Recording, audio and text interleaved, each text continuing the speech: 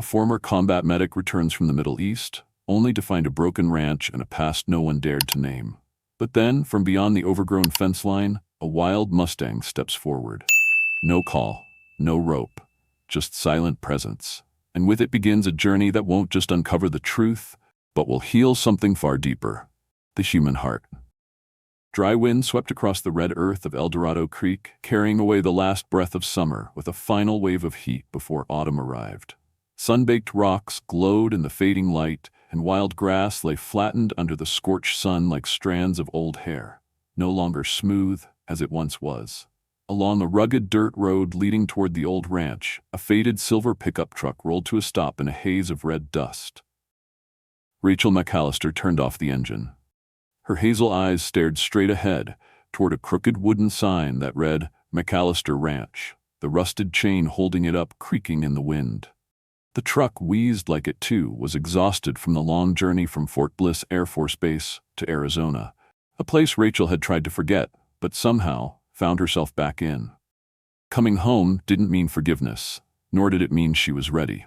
She turned her face away, gripping the steering wheel tightly. Her gaze fell on the silver ring wrapped around her thumb, the only thing left from a military life that spanned nearly 12 years. Former U.S. Air Force combat medic, she had once pressed her palms against the chests of dying soldiers, stitched torn flesh beneath roaring helicopters and fire. And now, she didn't even know how to face this half-open gate. It led to the house her mother once lived in, the place where she died. Suddenly, of a heart attack in the middle of the night, while Rachel was still on deployment in Kuwait. She didn't make it back for the funeral. No last phone call, no final goodbye. The gate groaned as she pushed it open. Even the gentlest touch made it wobble like it might split in half. The ranch, if it could still be called that, sat there as if time itself had gnawed away at every beam, every patch of earth. Weeds rose past her knees, overtaking the stone steps that once led to the front door. The barn out back leaned heavily to one side, its metal roof collapsed on a corner, exposing a piece of sky smeared with dusty clouds. Rachel walked slowly, each step pressing down on a piece of memory. The door opened without a key. Her mother rarely locked anything. She remembered calling home once in a while and hearing the same reply every time. "Everything's fine, honey. You just focus on your mission." But fine had meant her mother facing death alone. Inside, dust blanketed everything. The couch still had a white sheet thrown over it, and the dining table bore the remains of an abandoned dinner. Dry dishes, a ring of spilled coffee staining the wood. A photo lay face down on the floor, its frame cracked. Rachel bent down, brushed it off. It was her mother, Marie McAllister, standing beside a dapple gray horse, one hand resting gently on the shoulder of 8-year-old Rachel. She swallowed hard. The smell of time was thick here, not musty but nostalgic, heavy with memories that wouldn't settle. In the days that followed, Rachel moved like a shadow through the house. She cleaned drawers, sorted cabinets, tossed out stacks of yellowed horse magazines, and reorganized the worn leather bridles hanging in the hallway. Outside, 3 horses, survivors of the once vibrant herd, stood listless in the paddock. Their coats were dull, ribs showing. When Rachel brought water to the trough, one of them stepped closer, its brown eyes uncertain, as if it recognized her. "It's okay," she whispered, brushing her hand along its neck. "I'm just trying to survive too." At night, she sat still in the living room, holding a cold cup of tea, staring into the darkness beyond the window. The wind whistled through the cracks in the wall. The horse's breath carried into the night like echoes from the past. In broken sleep, the old sounds returned. Helicopter blades thundering, frantic voices calling her name, pleading cries in a field tent.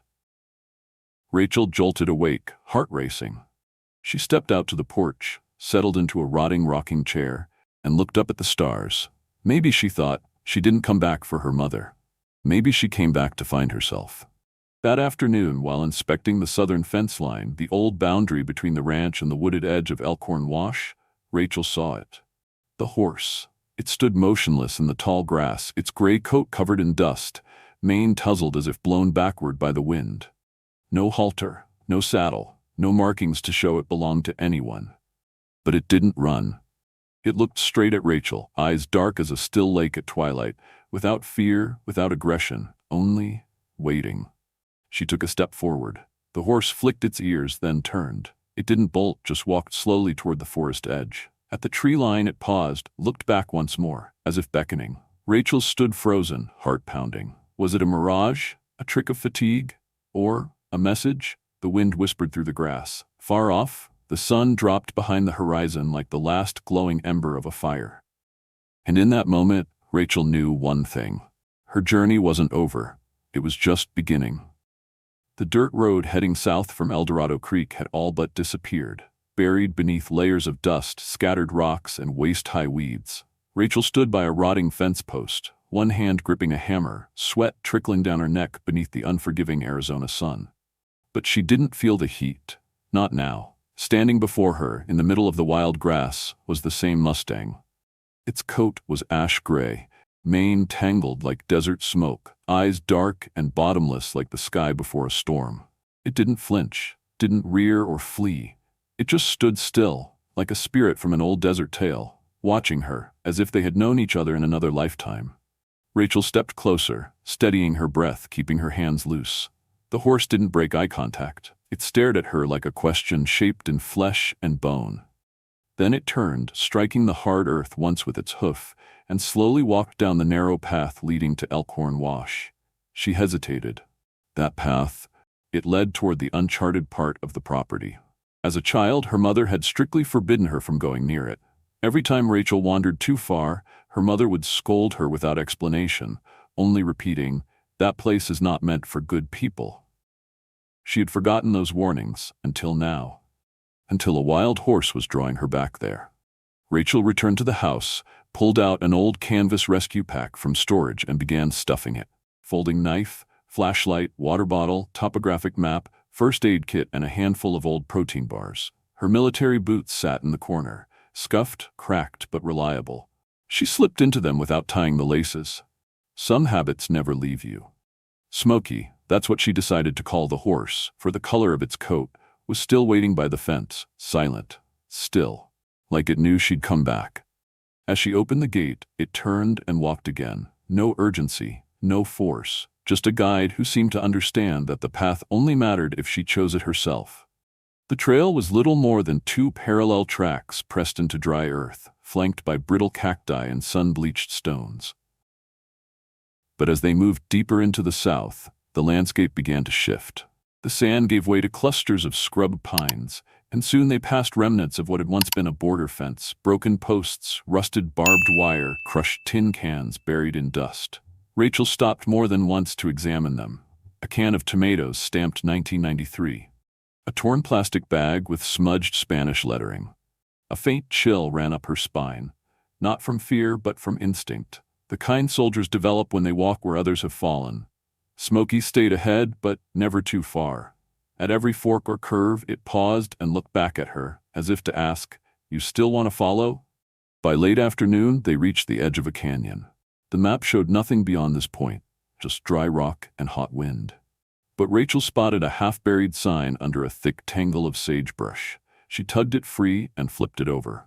Faint, moss-covered letters revealed the words, "Echo Ridge Border Post." The sight sent a jolt through her. She scanned the area. A few steps further, and a broken staircase appeared, etched into the canyon's rim. Smoky remained at the top, refusing to follow. Rachel crouched, tracing old hoofprints pressed into the soil. Someone had been here. Recently. A small structure emerged behind the rocks, low, square, the roof sloping like a wounded soldier. The front door was padlocked with a rusted chain. But along the side she found a warped steel door hanging off its hinges, dust-covered hoofprints leading to it. Rachel turned. Smoky stood perfectly still, eyes locked on her. He didn't move, didn't need to. He had brought her exactly where she needed to be. Now it was up to her to walk through. She stepped inside, sweeping her flashlight across the dark. The air was thick with mildew, rust, and something else, an old iron smell that might have been blood.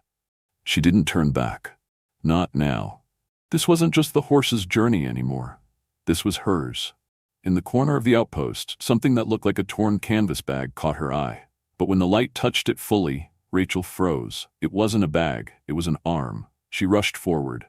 A man lay slumped on the floor, his skin pale and cracked, lips split, wrists raw and scraped, one leg visibly injured, but he was breathing. Barely. The story hadn't just begun, it had been unfolding long before she arrived. Afternoon light filtered through the rotting eaves of the old Echo Ridge outpost, casting long slivers of gold onto the dusty floor. Rachel stood still after slipping in through the crooked steel door along the side of the building. The air inside reeked of mold and rust, the scent of time left behind. Her flashlight sliced through the dim, sweeping across the room, until the beam stopped. There, between broken wooden crates and shattered shelving, was a man. She didn't hesitate. Years of battlefield training kicked in like muscle memory. Rachel dropped beside him, fingers pressed to his neck, skin cool, lips cracked, eyelids fluttering like half-shut doors. But there was a pulse. Faint but steady. She pulled a water bottle from her pack, dripping a few drops into his mouth. He stirred with a groan, barely conscious. Rachel grabbed a bandage and a piece of cloth, tucking a rolled jacket under his head. The bruises on his wrists weren't random. Rope burns. He had been restrained, left behind. "Can you hear me?" she asked, voice low, leaning in close. No answer. She checked her phone, 1 bar of signal. Stepping outside, she raised it high. 1 bar.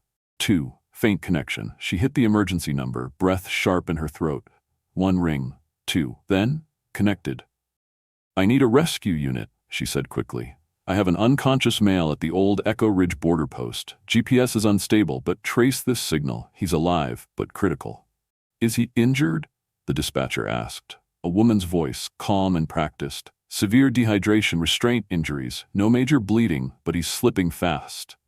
We can reach you in 20 to 25 minutes. Can you stay connected?" "I'll do my best," Rachel said, ending the call. When she returned, his eyes were open, hazy green like moss under fog. She knelt again, offered more water, wiped sweat from his brow. "Don't talk," she whispered. "Just breathe." He blinked slowly, then rasped, "I'm Caleb Rowe."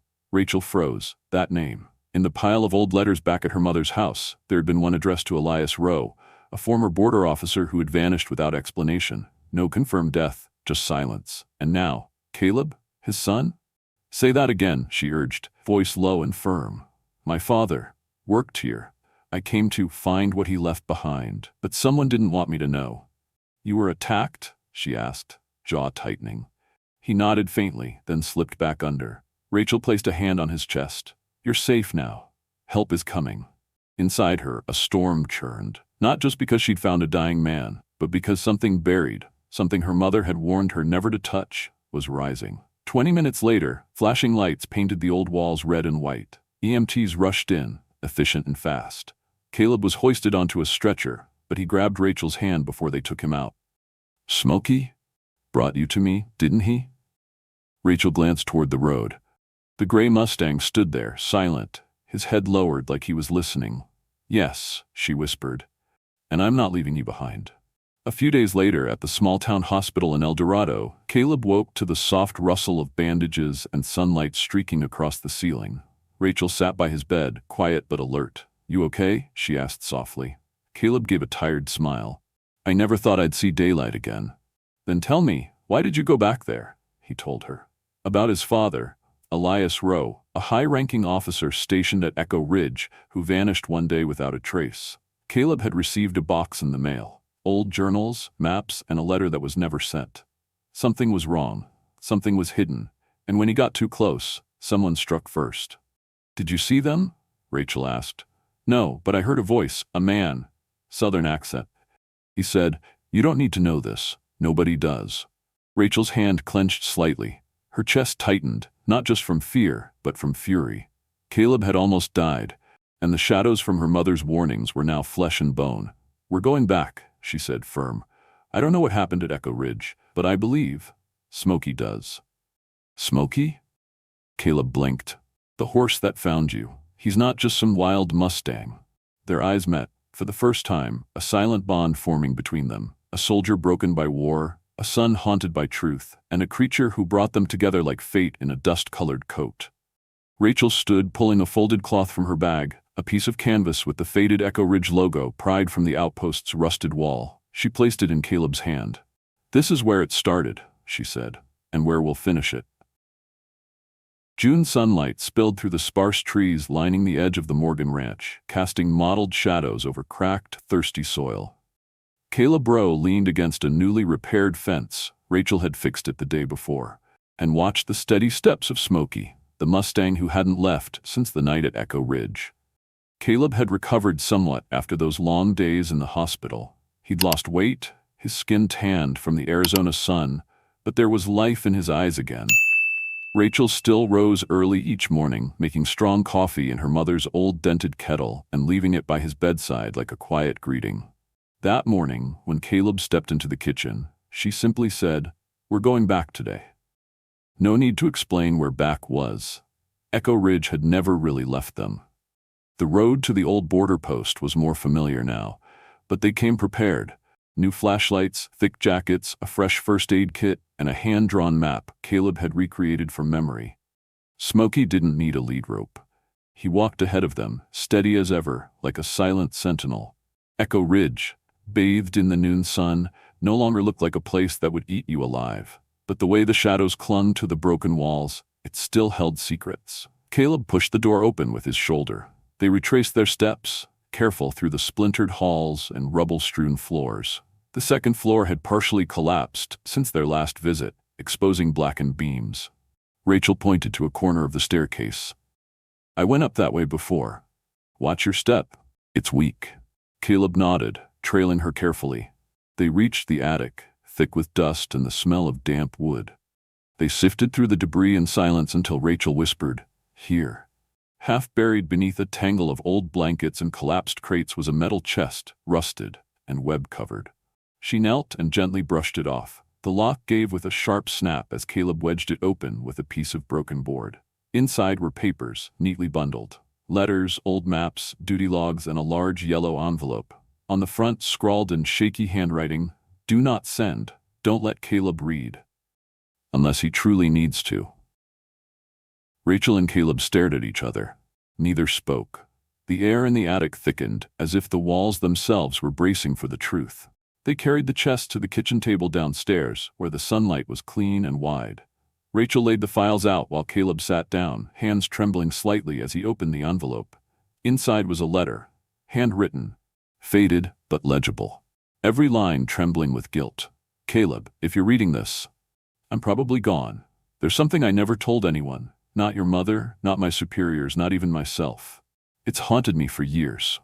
Back in '99, a group of migrants was stranded beyond the canyon during a winter storm. A young officer wanted to go back and help. But I, scared of red tape, of protocol, of losing my job, I ordered us to stand down. They died. At least 3, maybe more. I promised I'd return. To put up a sign, to do something, anything. But life swept me forward. I stayed quiet. Every time I saw you grow, I felt myself shrinking. If you're reading this, don't let this stay a burden. Turn it into something better." Caleb didn't cry, but Rachel knew his soul was unraveling behind those steady eyes. She placed a hand on his shoulder. No words, just weight, just presence. She understood. War had made her question herself too. Now Caleb was staring into the image of a father he once revered, then resented, then tried to forget. That night, Rachel couldn't sleep. She sat by her mother's window, the copied letter in her hands. She wondered, if it had been her, would she have stayed silent like Elias? At dawn, she placed the copy on the kitchen table in front of Caleb, who had just walked in with damp hands from the wash basin. "This is yours. Keep the original." He looked at her for a long time, then nodded. "Thank you for not giving it to me right away." "You weren't ready," she said, eyes on the sunrise. A long silence passed, but it wasn't heavy. At last, Caleb said, "I want to rebuild the post, not to glorify my father, but to let the truth stand, so no one forgets what he did or didn't do." Rachel smiled, for the first time in weeks. "I'll help." They named it Roar's Stand. Not a border post anymore, not a relic, but a place where truth wouldn't be buried under the dust of excuses. Smokey stood at the ridge under the slanting light of evening, watching over Echo Ridge. In that moment, Rachel saw not a ghost, but something sacred, a witness, a redemption. They would rebuild, not with speeches or vengeance, but with wood, with nails, and with stories that needed daylight to breathe. The early November sun draped a thread of gold across the barn roof, settling on Caleb Rowe's calloused hands as he tightened a bolt with quiet determination. Across the fence, Rachel McAllister tugged a length of new wire into place, sweat darkening the back of her faded shirt. Morgan Ranch, once the shell of a forgotten life, was beginning to look like a ranch again. The grass had been trimmed, the barn mended, water troughs filled. Plank by plank, screw by screw, they were rebuilding not just a place, but a piece of the past. Caleb wasn't fully healed. His ankle was still wrapped, and his left hand bore a soft brace. But he was up every morning before the light shifted gold. No one asked him to. It wasn't about obligation, it was about the ache. That old invisible wound pushing him to fix something, anything. As if, by driving in enough nails, he could somehow mend the silence between himself and his late father. Rachel had given him a room in the back of the main house, the old tack room, once filled with worn saddles and bits of leather. She hadn't asked how long he'd stay. She hadn't set rules, just said, if you're fixing things, start with the barn roof. And so every evening, as the wind brushed through the pines behind the ridge, two people, both carrying their own weight of silence, learned to move in sync. When Caleb bent for a beam, Rachel handed him the hammer.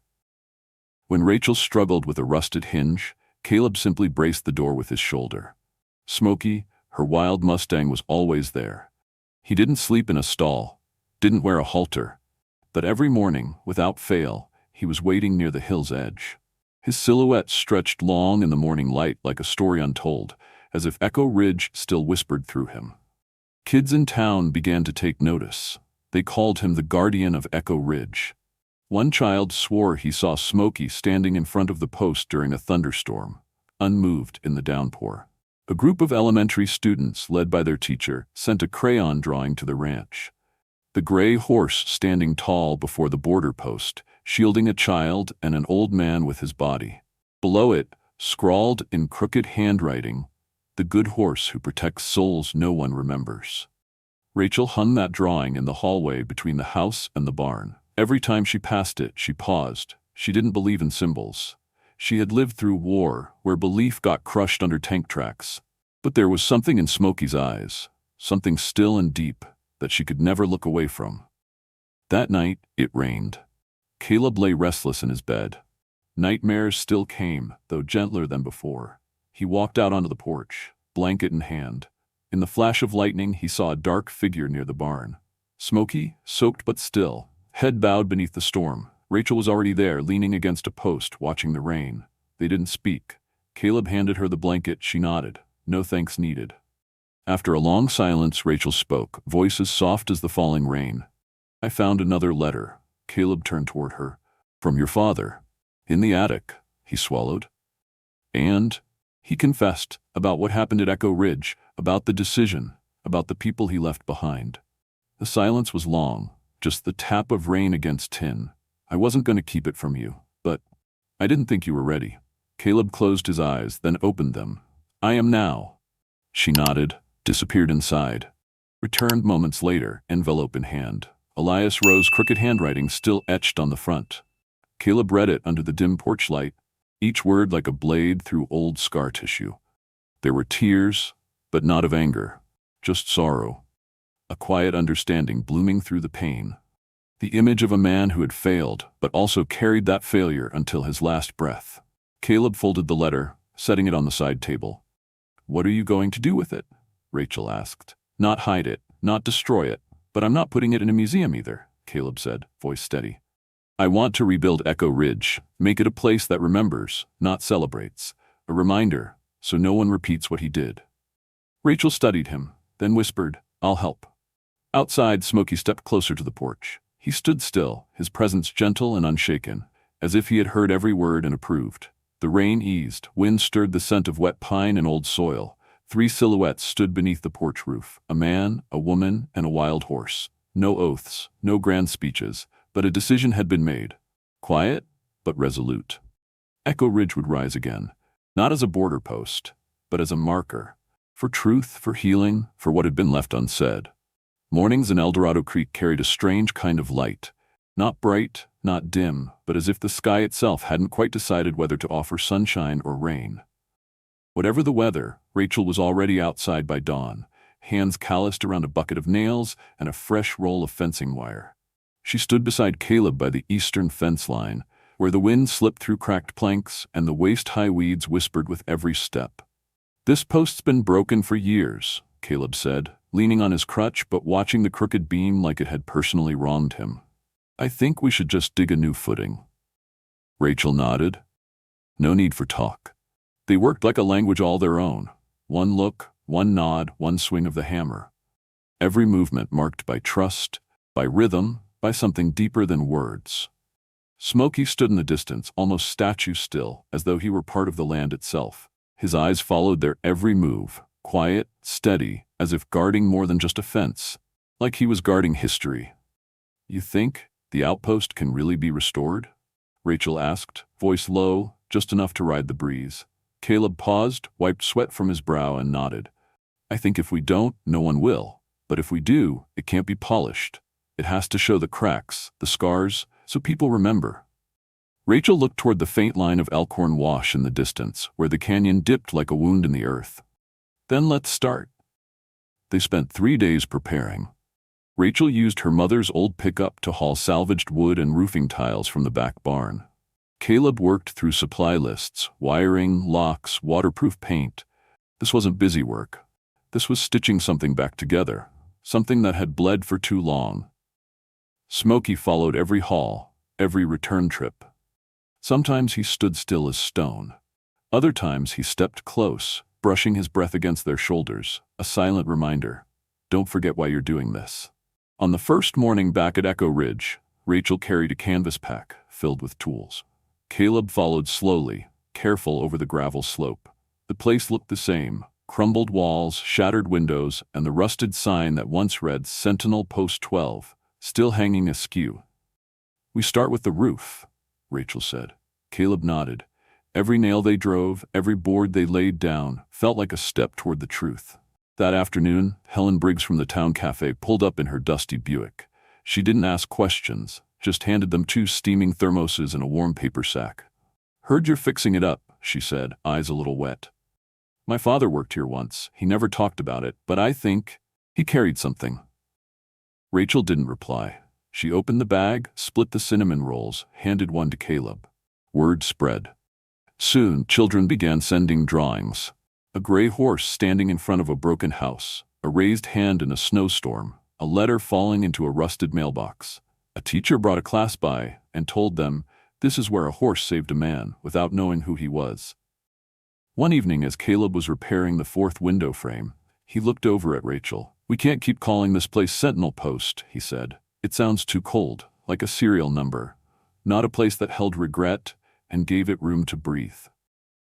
Rachel thought for a moment, then said slowly, "We'll call it Roar's Stand, where a father once failed, but gave his son the chance to make it right."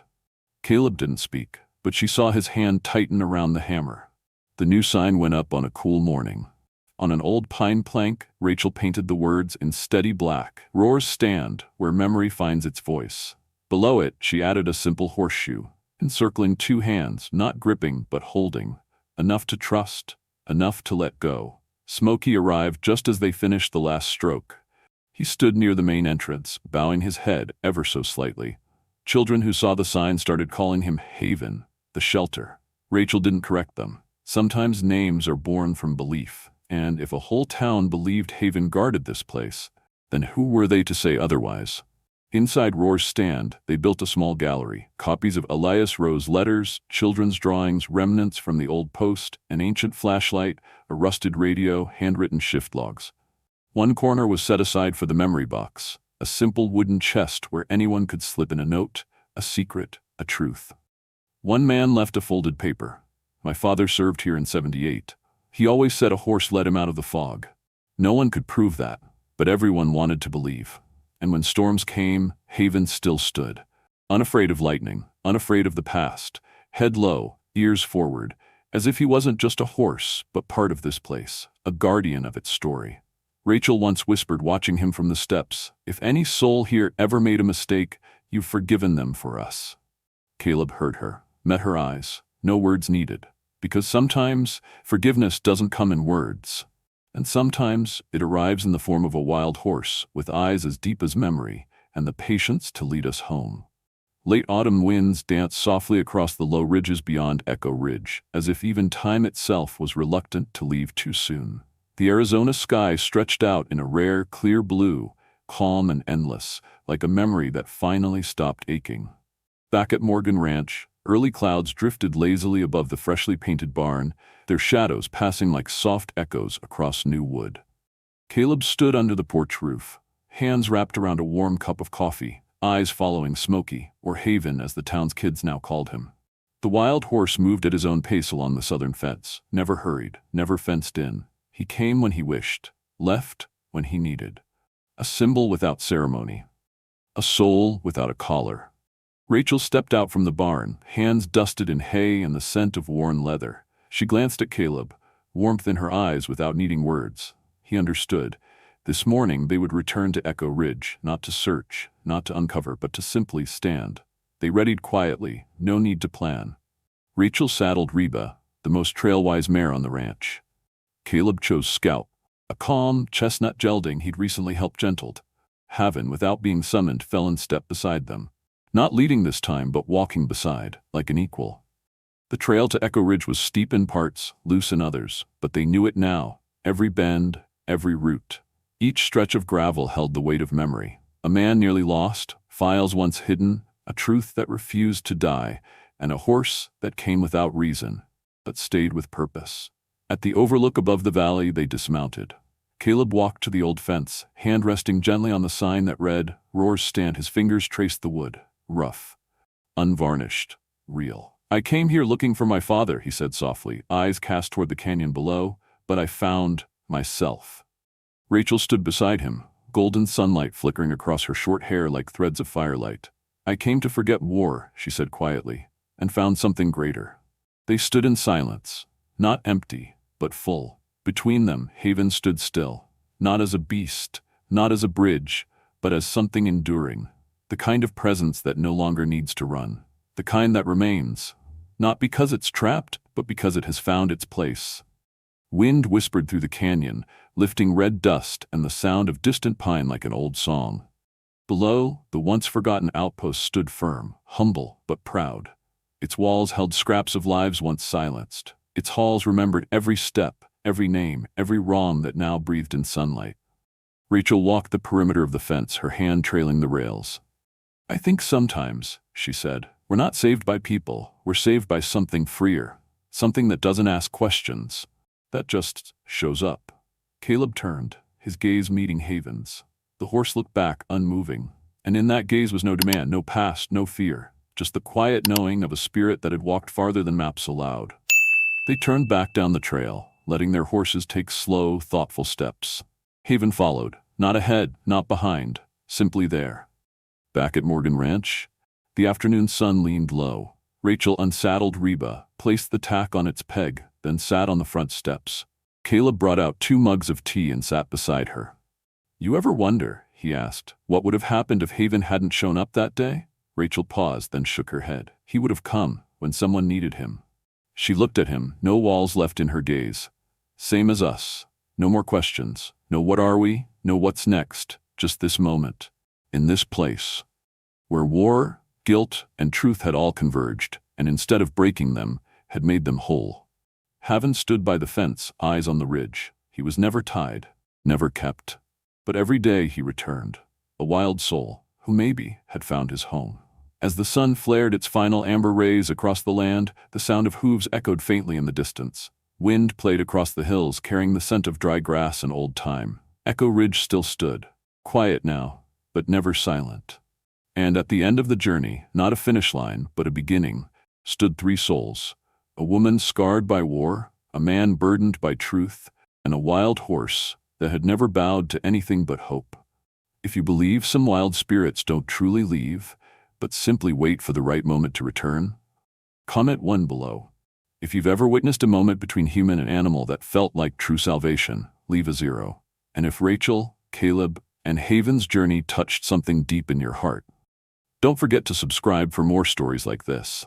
Stories where truth rises from dust, memories find their voice, and compassion always finds its way home. Even if it must cross an entire canyon to get there.